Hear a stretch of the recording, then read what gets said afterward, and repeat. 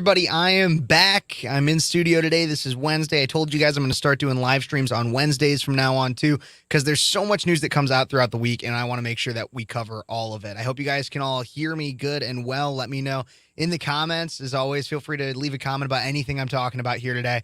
Let me know what you're thinking, how it sounds, if there's any echo, anything like that. I'm always keeping an eye on that and making sure that I can make it good. But everybody, you guys, there's been a lot of news that's come out, even within the last hour. I got to be honest, I've been doing my best to prepare as fast as I can because there's been news that just came out an hour, 2 hours ago that I've been trying to read about, get to know, and everything so I can break it down for you. But everybody, what I got for you today is a whistleblower has come out to say that the Hunter Biden investigation is being mishandled. Project Veritas revealed disturbing footage from a gender clinic. Another Kennedy is running for president, and Morgan Freeman destroys the idea of Black History Month. It's not the first time either. But everybody, despite the fact that we got a lot to cover today, we got to start with, I'm Kevin Phares, and you're watching Speechless.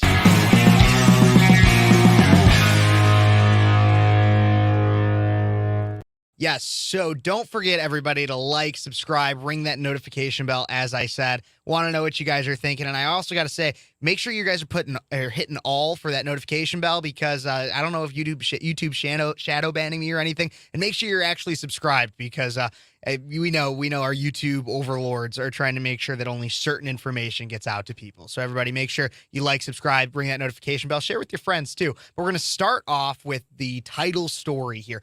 The Hunter Biden investigation that's being mishandled. There's an IRS whistleblower that came forward and said there is clear conflicts of interest.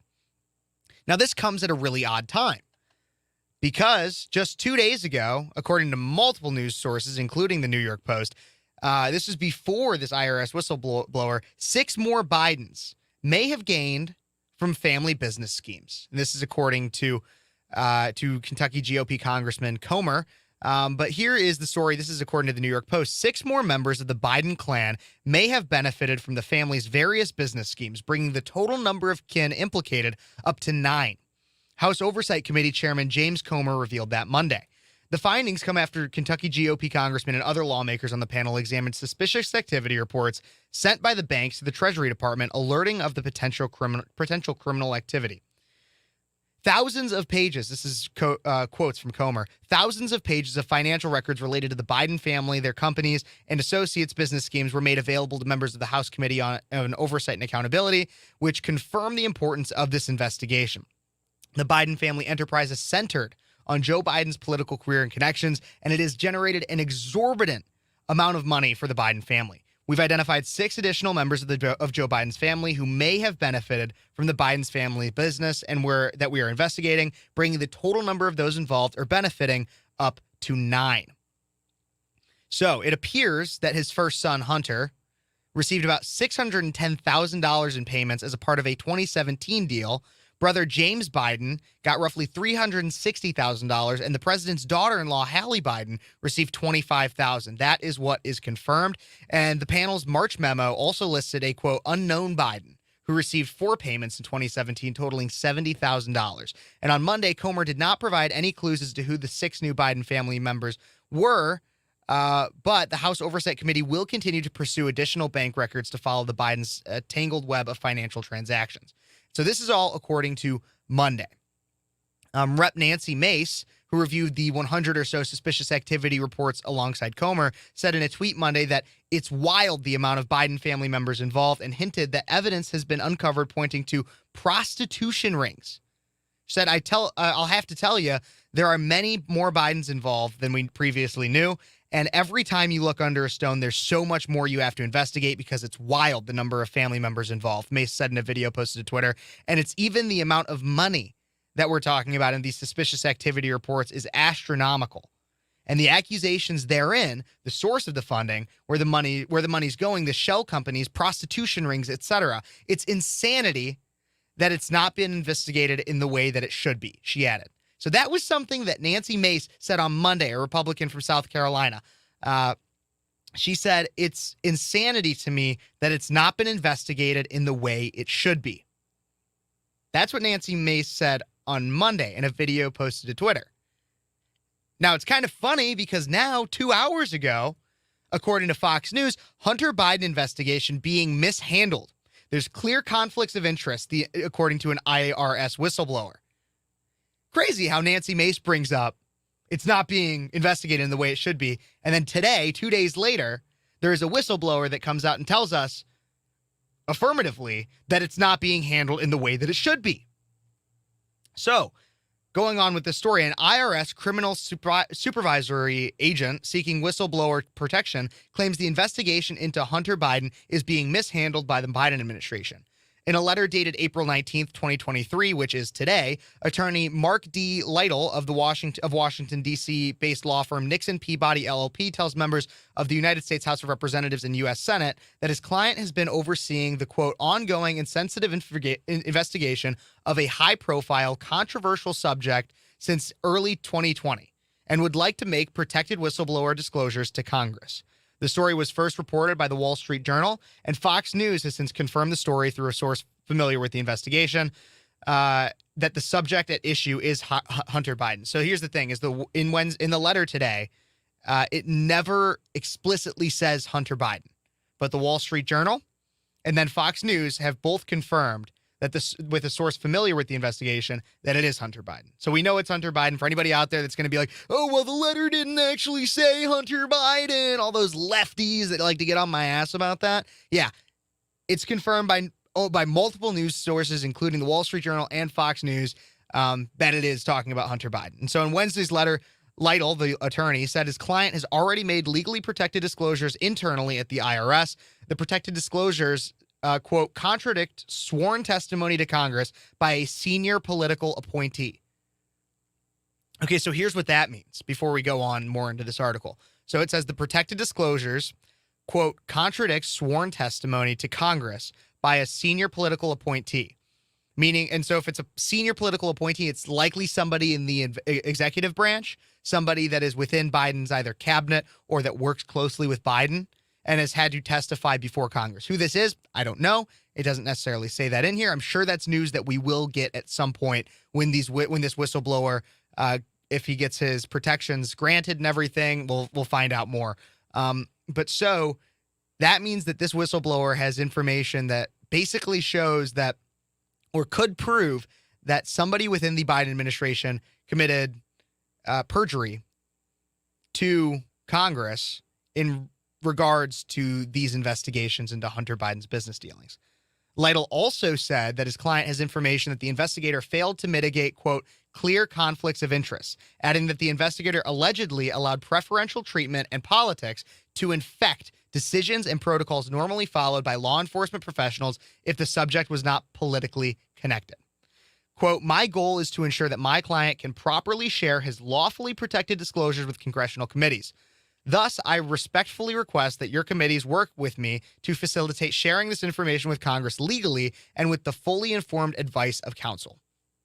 Representatives from the First Son did not immediately respond, so Hunter Biden's reps did not immediately respond to the question regarding the alleged mishandling of the investigation. The president's son has been under federal investigation since 2018, which is being led by Delaware U.S. Attorney David Weiss, who's a prosecutor appointed by former President Donald Trump.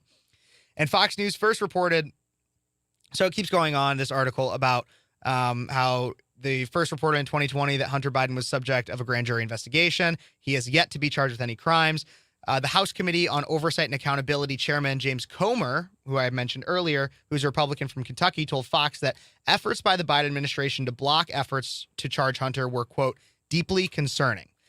A quote from Comer is, the House Committee on Oversight and Accountability has been following the Bidens' tangled web of complex corporate and financial records. It's clear from our investigation that Hunter and other members of the Biden family engaged in deceptive, shady business schemes to avoid scrutiny, as they made millions from foreign adversaries like China, he said. We've been wondering all along where the heck the DOJ and the IRS have been. Now it appears the Biden administration may have been working overtime to prevent the Bidens from facing consequences.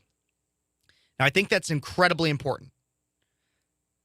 The question I have, and what I want to learn, because here's the thing, this is a developing story. The whistleblower has just come forward and said, I want to whistleblow. That's how this has worked, is because there are legal ways. So like a lot of people know of like Edward Snowden, and a lot of people claim that Edward Snowden could have come forward legally to whistleblow on the NSA. There's also an issue of courts and everything, and FISA courts and secrecy from the government in that case. So we're not going to get super duper into that. But the point being is that there are legal ways for a whistleblower to come forward, and that is what this whistleblower is trying to do. We don't know every detail. We just know enough that the whistleblower is willing to share so that he doesn't share too much and possibly have to face legal repercussions for his potential whistleblowing. So that's what he's trying to do. But my big question in all this is it really being mishandled, this investigation? Or is it really just being flat out ignored? Because as Comer said, they've been wondering all along where the heck the DOJ and the IRS has been. Now, it appears that the Biden administration may have been working overtime to prevent the Bidens from facing consequences. So yes, I guess ignorance is a part of it being mishandled. But I wonder if it's actually being mishandled, if somebody's purposefully ignoring evidence and such, or if they're just flat out saying, screw this, because they're probably also in the pocket. Wouldn't surprise me if these people were also in the pocket of the Bidens anyways. Nevertheless, the point in this is that this case and cases like this are why Republicans are so up in arms and pissed off about the Trump indictment. Because I 100% agree that every single person should have their day in court. Meaning that if you are committing a crime, if you're proven to be committing a crime, even if you claim you're not guilty, should have your day in court to prove your innocence or presume your innocence, or for the prosecutors to prove your guilt. Everyone should have their day in court. No one should be above the law. The problem is that right now we have a two-tier justice system, and this has heavily been proven by the Trump indictment, is that we have a justice system where if you are a Republican that people do not like, then the left will do literally everything possible, tie whatever strings they can together to push for you to be indicted and proven guilty. That is what we have. As if you are a liberal in this country right now, you have a presumption of innocence. If you are a Republican, you have a presumption of guilt, which is not how our justice system was built to work, but it's how it's working now. We currently have a president in office and a family around him that is provably committing shady dealings, and the investigation itself is being neglected and mishandled. There are news companies that are flat out ignoring any of this stuff, just like with the Hunter Biden laptop story. Twitter, we know, based on the Twitter files, that the Hunter Biden laptop story was purposefully pushed down out of the media so that nobody would know it was happening. So nobody would know. Now, I hope that Representative Comer and the House Committee on Oversight and Accountability do not rest until Hunter Biden and likely Joe Biden are indicted and have to answer for these business dealings. Look, because I can't say it for sure. I don't know a lot, like everything that's going on for sure. But it appears that there could be borderline treasonous activity going on, as a lot of these payments are coming from our adversaries like China. So what kind of power, substantive power, like possibly being the vice president or the president of the United States, was used and exerted and in any way contributed to maybe a potential quid pro quo type of business dealing? It could be there. I'm not saying it was, but I'd like the investigations to look into it. And it seems right now, as this IRS whistleblower is saying, we have no idea.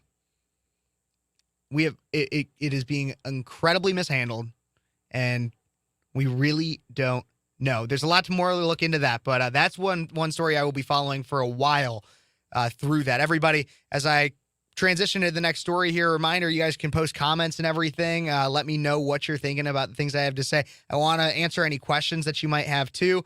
I am a political science major. I'll be graduating with that degree in December. So I don't want to say I'm an expert by any means. I mean, I'm a college kid that has a camera and a microphone and a radio show and just am telling you like how I see it. But I can do my best to answer any questions about procedure and stuff. If you got any stories, tips, questions, anything like that, I got the email right down there. Feel free to hit that up. If you got any questions about the show, I will respond to those as promptly as possible. And as always, guys, don't forget to like, subscribe, and share. Make sure you hit that notification bell too, because you don't want to miss a minute of my content. And also you want to make sure that YouTube's not trying to shadow ban me and make sure that you don't see any of my content, but we'll see about that. Now, moving on. So I want to start this next story with an article written by the Daily Wire, came out about 3 days ago. Let me see here. Yep. It actually came out yesterday. And the title of the article is One Father's Nightmare Battle for 3-Year-Old Son, that the mom is raising non-binary. So a San Francisco dad is fighting a nightmarish custody battle for his toddler son, who he says is being raised non-binary by his mother, who claims to be genderless. Harrison Tinsley, 31, is seeking full custody of his son Sawyer, 3, who currently spends half of his time with Tinsley's ex-girlfriend. The boy's mother, Sawyer's mother, 30, uses they-them pronouns for the boy and puts him in dresses and makeup. Photos provided by Tinsley appear to show. Sawyer also told his dad that his mother put him in princess shoes on a trip to Disneyland. A video of the conversation shows Sawyer's mother may have thought about raising her son, quote, non-binary before he was even born, in what appears to be a Facebook post during her pregnancy. She refers to Sawyer as my sweet baby, boy or girl, or neither, if that's what you feel. Sawyer himself rebels against his mom and insists he is a boy, his dad says. So this 3-year-old is literally telling his mom, Mom, I'm a boy. I'm a boy. I'm a boy. And the mom is saying, no, Sawyer. You don't have to choose that yet. You get to choose what you want to be. You're non-binary. You're a they-them. You're multiple people, apparently. You're they-them. Whatever that means. But the mother herself now identifies as non-binary, although she did not when she was dating Tinsley. Court documents show. LGBT issues have been a major theme in her life. She was adopted and raised by 2 older gay men in the Bay Area, where she still lives and runs an ultra-progressive nonprofit. Gender confusion is not Tinsley's only concern for his son. He is also concerned for the child's immediate safety. Back in 2021, Sawyer's mother was arrested and booked in jail for felony child endangerment when the 1-year-old Sawyer fell off a bed during an altercation between the mother and her roommate. Police body cam footage viewed by the Daily Wire shows. The San Francisco police gave custody of Sawyer to the mother's 2 dads for the night and put her in a psychiatric hold at the hospital. She was ultimately not convicted of a crime. During the psychiatric hold at the hospital, Sawyer's mother told a psychiatrist that she has borderline personality disorder, a condition that can involve impulsive and risky behavior. The psychiatrist later testified in San Francisco family court. CPS investigated the police incident and concluded that Sawyer's mother was not a safety threat to her son, yada, yada, yada. So here's the thing, is this story, and there's many other out there, enable this social contagion that gender is not defined. Gender is defined, everybody. If you're born a man, you are a man. And if you're born a woman, you are a woman. That's the way it works. Now, there's one conversation to be had about if a certain person, we'll even say under 18, if they want to claim that, well, I'm actually a woman when they were born a man, or vice versa. Now, that's one conversation. If the individual claims that.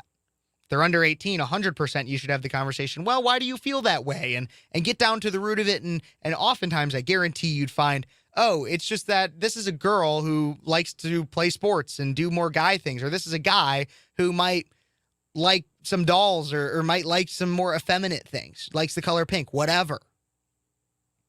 It's not necessarily that a young boy wants to be a girl. But here's the issue with this one. And like the next story I'm about to get into, is that this is a mother that has a young boy that tells his mom, I am a boy. 3 years old. 3 years old and understands biology better than half of the country. But this boy is telling his mom, I am a boy. And the mom says, no. No, you're not, you're non-gendered, she says. It's absurd. This dad, I will say, as we're going through this a little bit more, just so you can have a conclusion of that story says at the as he is obviously still going through this battle. He has spent all of his money he ever saved on legal bills. His mother even contributed additional money, the Tinsley's mother, so the grandmother of the boy. But funds are running low. He said he recently started a fundraiser in hopes he can afford to continue fighting for custody of his son. He says, quote, "I will do anything to keep my son safe and happy with who he is. I hope to inspire other parents with similar situations to be brave and speak up." In the meantime, Tinsley says he takes off work on the days he takes off work on the days that he takes care of Sawyer, reading to him, taking him to the park, etc. He's being a great dad. He's being a great dad. But the point is, there are people that are trying to push this on kids, push this gender ideology on confused children for the sake of money and an agenda. Now, the next story I want to get to is Project Veritas, obviously formerly chaired by James O'Keefe, but still doing some good reporting work, releases disturbing undercover footage from gender clinics advising 10-year-olds. So there's a clinic, gender clinic, advising 10-year-olds.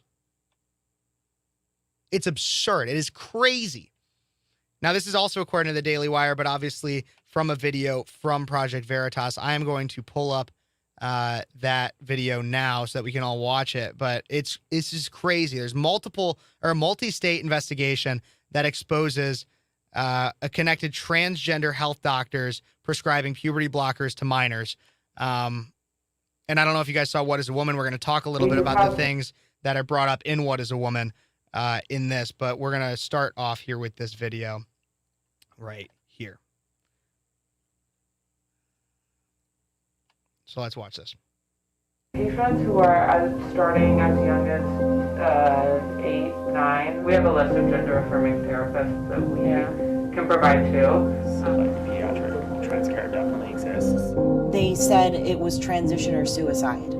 Like, I was given no choice. I was told you will kill yourself if you don't go through with these treatments. It's very much pro-hormone, pro-changes. If you don't do this, your child will kill themselves. That is the most common theme. You don't think anybody can do that for a 10-year-old to do the surgery? They could, yeah. I've never done a 10-year-old. Yeah. To be quite fair with you, I've done 15, 16. So Mount Sinai Adolescent Clinic, they started age 10. She did say this about like surgery. The way to go at this age 10, would be something like a puberty blocker. When you then get to age 14, is when I'll consider some, cross-gender hormones. 14 is a reasonable age. Most kids are mature enough to make a relatively informed decision. Most kids are mature enough to make a relatively informed decision.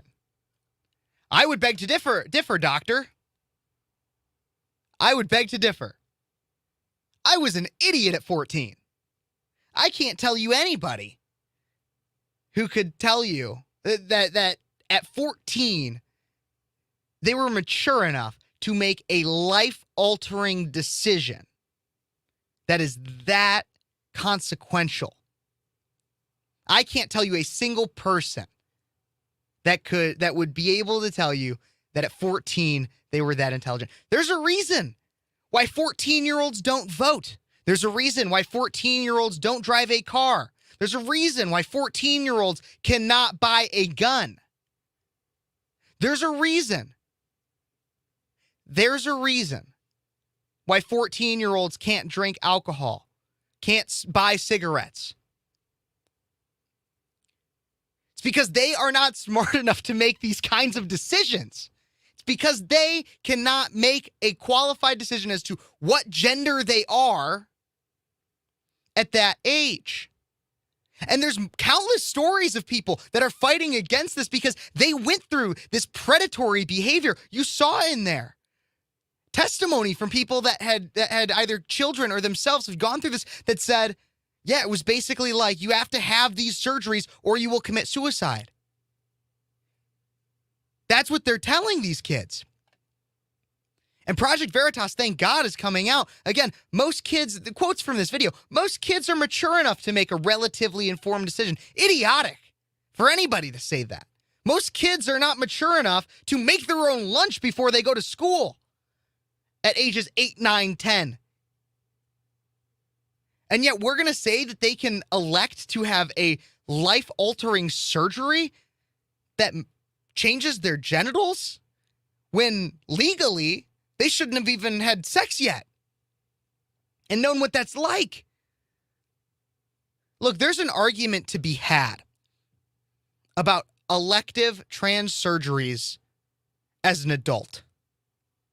There should not be any argument about children having these strategies or having these surgeries.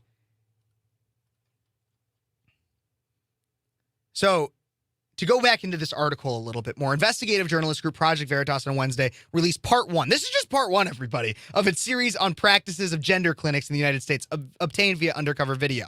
Medical professionals appear to admit to treating children as young as 8 years old for gender confusion. They claim is transgenderism, recommending life-altering puberty blockers for a 10-year-old and cross-sex hormones for minors as young as 14. We do have patients, this is a quote, we do have patients who are starting transition as young as 9 years old, says Nora Scott, a licensed social worker at Austin-based Dell Children's Medical Center, Project Veritas reports. In the same video, the undercover journalists asking about gender transition of a hypothetical 10-year-old are eventually directed to Dr. John Stever at a medical center in New York City. Stever says he follows the World Professional Association of Transgender Health Guidelines and tells journalists, quote, the way to go at this age 10 would be something like a puberty blocker. Adding that the drug, quote, really stops puberty pretty quickly so that no further development of the secondary sexual characteristics can happen. So things like there are no real chest development, there's no menstruation, things like that.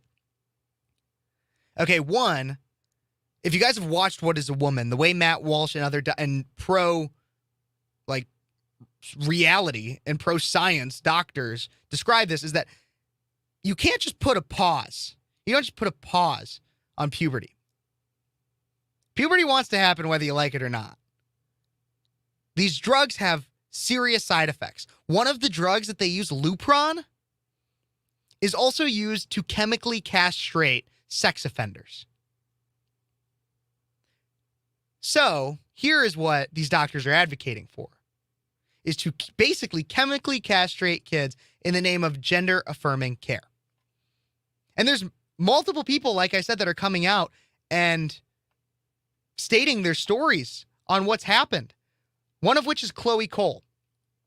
I don't know if you guys have ever heard of Chloe Cole, but like I said, she's basically a woman who was pushed and pressured into changing her gender, and has since come out to speak out against it. So here is Chloe Cole. Here's a video to show of her. Oh, I want to make sure I share the screen without the audio, so then it works in the way that I need. There we go. Here is Chloe Cole. I have 2 giant scars across my chest that remind me every day that I was butchered by the institutions that we all thought we could trust. I went to my surgeon because I was desperate for answers, and he just told me, it's fine. That's completely normal. Just put Vaseline over it, which didn't make sense to me, but I thought that because nothing else was working, I might as well try it. That gave me a skin infection. It hasn't healed at all, and the wound, whatever it is actually spreading across my chest. I have no clue what's going on. I have nowhere to turn because I no longer have any trust in Kaiser Permanente, and I can't afford treatment out of pocket. I wish I could have my breast back, but a reconstruction may be riddled with even more complications, and no matter what, I will never be able to breastfeed my future children. Those organs are gone forever. Those organs are gone forever. Like I said, a lot of doctors try to frame this. A lot of pro-gender changing doctors try to frame this as if, oh, like, it's just a decision you can make now. And then, like, if you change your mind later, that's fine. That's fine. It can be fixed. No, that's not how it works. Or at least they're not stating the asterisk that says, next to all of this, that says, while it can be fixed, it's not going to be anything like the original. And you could also have severe diseases. You could die sooner. A lot of things. They don't tell you. They don't tell you when it comes to this. And so another one that I wanted to show is Scott Nugent. Scott Nugent, I don't know if you guys have seen What is a Woman. This is a quick clip from What is a Woman. This is one where you can see some of the scars and the effects of these gender surgeries, these hormone pills, and what it has on people that are being pushed to take it. Here is Scott Nugent. Very emotional, by the way, as well. For the first time in history, a marginalized group has a huge dollar sign on the top of their head. We have 5 children's hospitals in the United States promoting that. What? That's a phalloplasty. That's a bottom surgery. We have 5 children's hospitals in the United States telling girls that they can be boys at $70,000 a pop in a surgery that has a 67% complication rate. That will kill me from infection, that I can't sue on. We're butchering a generation of children because nobody's willing to talk about anything. I have 3 kids. At the age that they're doing this to kids. I'm not transphobic. I love my kids, and I love other people's kids, and you should too. This is wrong on so many levels. This is wrong on so many levels. Obviously a part of the documentary by Matt Walsh, What is a Woman? Amazing documentary. Everybody go check it out. But Scott Nugent in that really hits to a point of that I want to get to, that there is really why is this that doctors are trying to sell this ideology, sell these drugs, sell the surgeries, whatever, on even younger and younger kids? Because they know that there's health complications to it. And they know that if they can get them hooked now, that's a lifetime of medical expenses that are going to need to happen. You know, a transition could buy that doctor his next boat, his beach house, vacation home, whatever. Because here's the thing. So according to CNN in 2015, I was looking for as much as I could on how much transitions cost, the financial implication of it. And according to CNN in 2015, I'm going to use CNN because I'll use a liberal news source. I will. The cost of a transgender person's search or transition can vary widely, and pricing information is often not available. Makes sense? I couldn't find very much about it either. In Pennsylvania, the Philadelphia Center for Transgender Surgery posts cost estimates for different procedures. Its price list mentions estimates of $140,450 to transition from male to female, and $124,400 to transition from female to male. Now, as we look at that, men wanting to be women have to pay $15,000 more. That sounds sexist to me, but no one's talking about that. Nobody wants to have that conversation, that it costs more to be a man that wants to go into a woman than a woman that wants to be going to a man. But jokes aside, the thing is, they want to do these irreversible surgeries on children, not because they want to be gender affirming. No, because the people at the top want the paycheck. And the cost isn't hundreds of thousands of dollars. The costs are lives. The costs are lives. And so thank God Project Veritas is getting us out there, that there are places willing to do this on 8, 9, 10-year-olds with this gender changing hormone therapy and eventually surgeries. And they claim that 14-year-olds are smart enough and are well-informed enough to make the decision. Absurd. It's crazy. Everybody, I'm going to transition to the next story a little bit now. If you have any questions on that one, I see a comment here asking me about Bohemian Grove. Malik, I do know what Bohemian Grove is. I've heard all about it. You should look up Richard Nixon's quote on what he had to say publicly in his tapes about Bohemian Grove. It is hilarious. But that's not as much about what I'm talking about today. Everybody, thank you guys so much for tuning in. If you're just tuning in, earlier in the show, I did cover the Biden scandal that's going on right now and the IRS whistleblower that's coming out to try to expose Hunter Biden, the business dealings, and the inappropriate mishandling of the investigation. Feel free to go check that out. That'd be and you can go check out my part of that video. You can scroll back now, or after this is posted, I'll likely post a short about it. I also just covered Project Veritas releasing disturbing undercover footage from gender clinics advising 10-year-olds. Crazy stuff, guys. Go check that out. You can scroll back and see that. But in the meantime, also make sure that you're subscribed, like, share, everything like that. Make sure you're hitting that notification bell too, so you can never miss a moment of Speechless. But let's move forward a little bit. So a big story that came out today is that Robert Kennedy Jr., RFK, formally announces his 2024 presidential campaign, and he vows to end the corrupt merger of state and corporate power. So this is according to the Daily Wire. Robert F. Kennedy Jr., the nephew of late President JFK, on Wednesday formally launched his 2024 Democratic presidential campaign, vowing to, quote, end the merger of state and corporate power. Kennedy is the son of Robert F. Kennedy, a former U.S. Attorney General and U.S. Senator, assassinated while running for president in 1968. Kennedy teased a 2024 campaign on Twitter last month, asking people to visit his website and contribute. So there's obviously some quotes for this. I have the video, which is really easy to show you guys exactly of him announcing his presidency. Let me pull that up right now. You might have heard a little bit of it there. But here is that video. Oh, I got to make sure I push the right buttons. Here is that video. I've come here today to announce my candidacy for the Democratic nomination for President of the United States.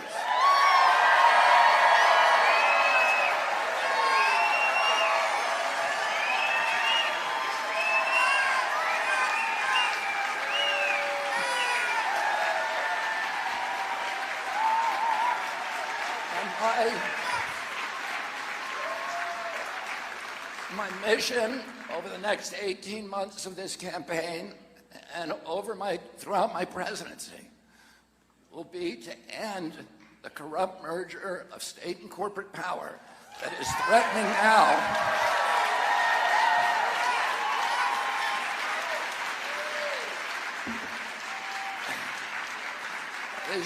now to impose a new kind of corporate feudalism in our country, to commoditize our children, our Purple Mountain's majesty, to poison our children and our people with chemicals and pharmaceutical drugs, to strip mine our assets, to hollow out the middle class, and keep us in a constant state of war.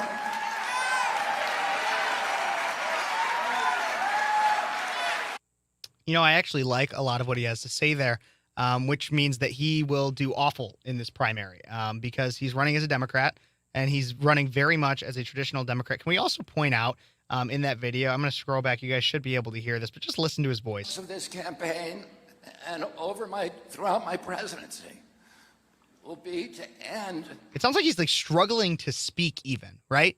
It sounds like he's having issues even like getting the words out. Very different because he's a Kennedy in the race, which everybody it's a first for a long time. But Kennedy, obviously, back in the 60s, was quite prolific and iconic. And his voice specifically, JFK, his voice specifically, and even his family was iconic. And the ask not what your country can do for you, but what you can do for your country. Like that kind of thing, you know?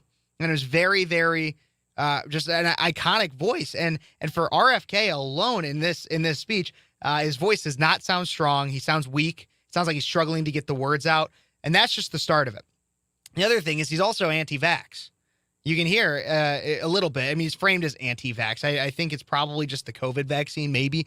But he also seems to be anti-big pharma, which is a big thing I've talked a lot about on my radio show. And I'm going to start, obviously, as I've pumped up my YouTube a little bit more here, start talking about how awful big pharma is. And it's something Bernie Sanders used to talk about. And actually was something I really liked that he used to talk about. But then as soon as the COVID vaccine came in, oh, no, you cannot insult pharmaceutical companies. But it's obvious. And RFK makes a great point, RFK Jr. makes a great point saying that we're poisoning our children. I hope he's also talking about things like Lupron, as I mentioned earlier, the hormone therapy that people give to kids that also is used to chemically castrate sex offenders. Hope he's talking about that. But even if at a minimum he's talking about the awful, like maybe the overprescription. We are my generation, Generation Z, is the most heavily medicated generation to alter your brain chemistry because we're also the most mentally ill generation, highest levels of depression, anxiety, suicidal ideation, etc. And we need to be talking about other solutions than just pop a pill. Keep popping pills so that you're never actually in touch with reality ever. And RFK might actually have a point with all this. And I think it's great for the Democratic Party to have some ideological diversity. But I don't think that this campaign will go too far. As we know with Democrats, you can't even be an inch out of line for them to consider you to do anything for their party.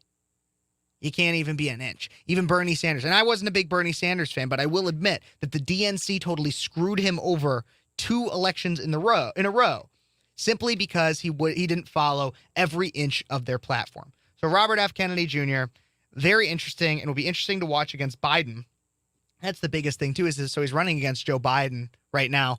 A lot of times, there are challengers to incumbents. This happened under Trump. There was Joe Walsh tried to challenge Trump in 2020 as a primary candidate. There was another one that tried to too. But incumbents so often, while they might have a challenger that says like, hey, we need to disrupt the status quo or whatever, there's something they're doing wrong, oftentimes are not taken seriously.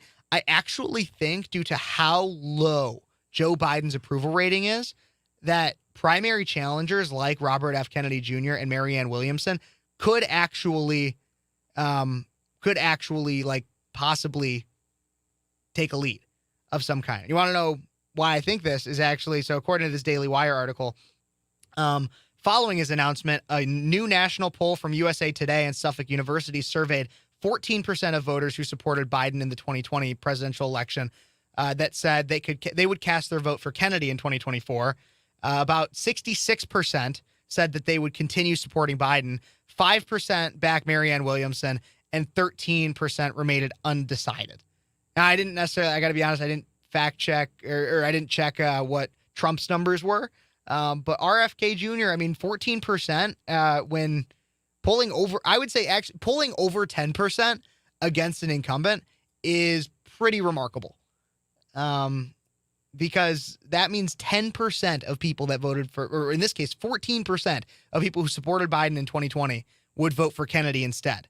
And 13% of those are undecided. That means that alone, or that you have 33, 1/3 of people that supported Biden that do not want Biden in 2024 are looking for other options. 2024 is heating up, folks, and there's a lot more to cover with it. As you guys could see on my YouTube, you could go check out. I had a video analyzing Tim Scott's announcement earlier this week, and we got a lot of people in the race. There's Nikki Haley, Vivek Ramaswamy, Asa Hutchinson from Arkansas, and obviously former President Donald Trump. And we're waiting to see possibly Mike Pence, Ron DeSantis enter the race, and I'm very excited to see what happens. But there's a lot more heating up, and I'll always be covering it here on Speechless Everybody. To make sure that you're never missing a moment of that, make sure you like and subscribe to this channel. Like the video, share it with your friends, whatever. I'd really appreciate that. But I have one more story to round out today with. And I think it's more of a feel-good story, and it's Morgan Freeman. So Morgan Freeman, we all know him, a voice even more iconic than John F. Kennedy's, comes out and he destroys Black History Month. He destroys Black History Month. And he's done it before. This isn't the first time. But an article, according to Fox News, a few days ago, 3 days ago, no, today's the 19th, 2 days ago, April 17th, Morgan Freeman tears apart Black History Month as a, quote, insult. And he says, quote, "Are you going to regulate or relegate my history to a month?"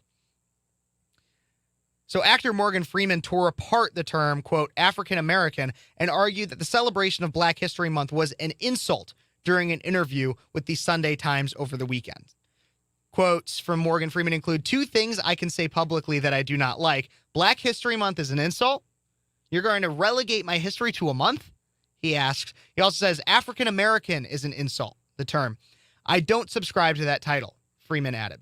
Freeman said that he did not understand why the term African American has become so prominent. Black people have had different titles all the way around, or all the way back to the N-word.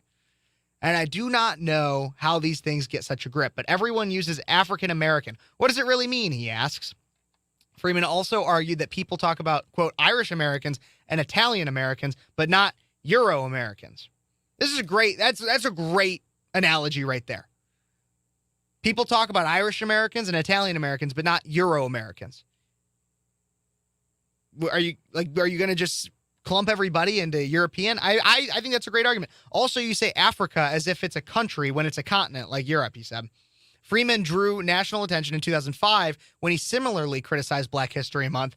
And the actor said then that the concept of the month was dedicated to Black history was ridiculous. This is according to a 60 Minutes interview that was conducted back in 2005. I have that video actually right up here. I'm going to pull it up and let's take a watch to this throwback. 2005, 60 Minutes with Morgan Freeman.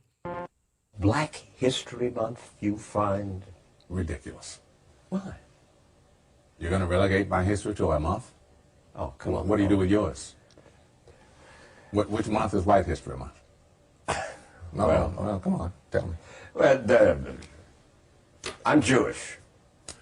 Okay, which month is Jewish History Month? There isn't one. Oh, why not? Yeah. Do you want one? No. I don't either. I don't want a Black History Month. Black history is American history. How are we going to get rid of racism? Stop talking about it. I'm going to stop calling you a white man. Yeah. And I'm going to ask you to stop calling me a black man. I know you as Mike Wallace. You know me as Morgan Freeman. Yep. That's it. That's absolutely the mindset to have. Now, I'm not going to say come out here and say Morgan Freeman is a prophet and that I agree with him on everything, but on this point, because I know that he's lefty on some things, but on this point, he is absolutely right. You want to get rid of you want to get rid of racism? Don't call everything racist. You want to get rid of ideas of racism and other prejudices? Maybe don't segregate everything and identify people only based on their identity. It's insane. This is modern day segregation.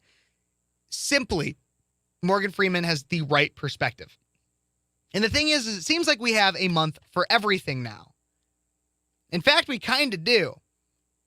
You want my proof? Let's look. Harvard University and their Department of Equity, Diversity, Inclusion and Belonging has a heritage and awareness calendar. So let's take a look at this right here. So here is the Harvard awareness calendar. So you can look here and you can see, trying to make it, I don't know if I can make it full screen, but let's try here. So the Harvard Heritage and Awareness Calendar. So you can see that January has Martin Luther King Day and the Lunar New Year. So I guess it's not an entire month. So I guess not everything is always an entire month. But January is not an entire month. It's just Lunar New Year and Martin Luther King Day. And February is Black History Month. Has Rosa Parks Day and a Lantern Festival. I don't really know. I know Rosa Parks Day makes sense. I don't really know what the Lantern Festival is. Maybe somebody can let me know. March is Women's History Month. It also is, at the end of it, is International Transgender Day of Visibility. Yep. April is Sexual Assault Awareness Month. It's also Arab American Heritage Month. And there's also Holocaust Remembrance Day smushed in there, too. So we got a lot to remember in April. 2 months. So there's 1 month is smushed into, is 2 different months, things pushed into it. And then May, you have Asian American and Pacific Islander Heritage Month, Mental Health Awareness Month, and Jewish American Heritage Month. All in that 1 month. So actually in the 60 Minutes interview, the guy was saying, we don't have a month for Jewish, but you actually do. Maybe it's changed since 2005 when that interview was conducted, but Jewish American Heritage Month actually exists. And it's also a part of Asian American and Mental Health Awareness Month. Gosh, I don't know how we can be aware of my mental health when I'm getting so anxious just looking at all the different things I got to recognize in 1 month. But don't worry, guys. We go back to just one thing. In June, there's the LGBTQ plus Pride Month. But the thing that's crazy about that one is they smush all of the LGBTQ and everything into just 1 month. So every day you got to understand a different sexuality, identity, whatever. Then July is Disability Pride Month. That's the only one there. Awesome. September is Latinx, which Latinx Heritage Month. These woke people are crazy. Latinx. I have Eduardo is one of my good friends. Used to be a co-host on this show. He doesn't want to be called Latinx. He's Hispanic. He's Mexican. His nickname is the Mexican Missile. He doesn't want to be called Latinx. What is this crap? It's not Latinx. Dumb crap. October. I'm confused because, just like some people that are recognized during this month, I'm confused because I thought June was LGBTQ plus Pride Month, but now they have a History Month too. That seems a little hoggy to me. It seems like they're kind of trying to hog the months. They're trying to hog the months. Doesn't make sense to me. Why do they get 2? Why do they get 2 months? There's also National Disability Employment Awareness Month. Now, you already had Disability Pride Month, so October is it's the second month. It's like where if you want another month, you just take October, apparently. I don't get it. There's also Indigenous Peoples Day and National Coming Out Day, which is October 11th. National Coming Out Day. Coming out of something. This is boiling my blood. This boils my blood that we have a month for flipping everything. Then we're going to go to November. Native American Heritage Month. Okay. It's again a part of American history. A lot of these things are a part of American history. Black History Month, Women's History Month, LGBTQ History Month, Latinx History Month, Heritage Month, but history. All of these. Asian American. These are all history. Jewish American. These are all history months. These all fall into American history. The point of America, that we are a melting pot. It's the thing that makes us flippin' amazing, makes us the greatest country in the world, is the fact that we are a melting pot, and yet they want to segregate us. This list here is legitimately segregating. And then December just has International Day of Persons with Disabilities. Here's the thing, too, is that, so despite being for this being from Harvard's equity, diversity, and inclusion and belonging stuff, it only recognizes things for the gays, the alphabet mafia, and people of color, or African American. I don't even know what the word I'm supposed to use is anymore. I don't know what I can say that won't get me banned on YouTube. But let's just say people of color. I think that's the acceptable one now. It only includes those. In March, I don't see anything about St. Patrick's Day, which is when we have my little Irish friends come out and play with the drinks and everything. You know? No Irish Day. No German History Month. Like Morgan Freeman said, you're reducing everything to, now it says Black History Month. It's no longer African American History Month or anything like that, but it reduces everybody to singulars. Doesn't actually recognize any type of genuine heritage. Latinx Heritage Month is also very reductive.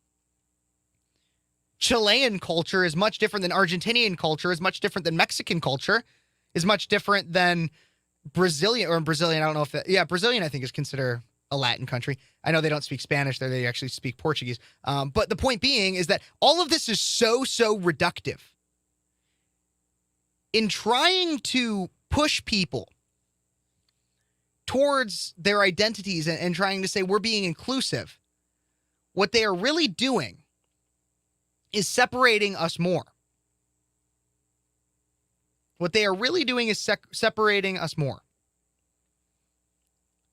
And by having all of these, different months and everything, it's crazy because you'd think that, one, they're not even recognizing every different holiday for every different culture, which to me, and every different heritage, which to me seems racist or sexist or homophobic, or I don't know. It's one of the offensive terms. They're being offensive to me and all of us. They're being super duper offensive. They're awful people. but they're reducing everybody to their identity. And even if you were to break it down to we're going to have a heritage month, or like every month or every day of the year is going to be dedicated to a different heritage. Like you're going to have Irish Heritage Day, followed by Mexican Heritage Day, followed by Ugandan Heritage Day. If you went and did that for everybody, it's still reducing everybody to simply that they are where they came from. They are only representative of where they came from and not representative of them as an individual. Why can we not value people? Why to the left can we not value people for who they are as individuals? Why does it have to be that we only value people based on where they came from, or what skin color they have, or who they like to sleep with, or what genitals you have, or what genitals you want to have, or you believe you have? Why can't we value somebody for them being an individual? I don't know. Well, everybody, we covered a lot here today. Obviously, please make sure that you are like, subscribe, and share to the show. Really appreciate you guys tuning in. I know it's a Wednesday night. You might have had other things to do. Thank you for tuning in, anybody who came in. I'm going to be hopping off right about now, but as always, like, comment, share, subscribe. Make sure when you subscribe, you also hit that notification bell so you always know when I got a video up. I'm definitely going to have some shorts here. Might have some other things. I got somewhere to be tonight, but might have some cut for time videos or something coming out in the next few days. Everybody, have a wonderful rest of your week. I will see you Sunday. Thank you. Don't forget to like, share, and subscribe, and I'll see you Sunday. In the meantime, this has been Speechless, and I'm Kev Phares.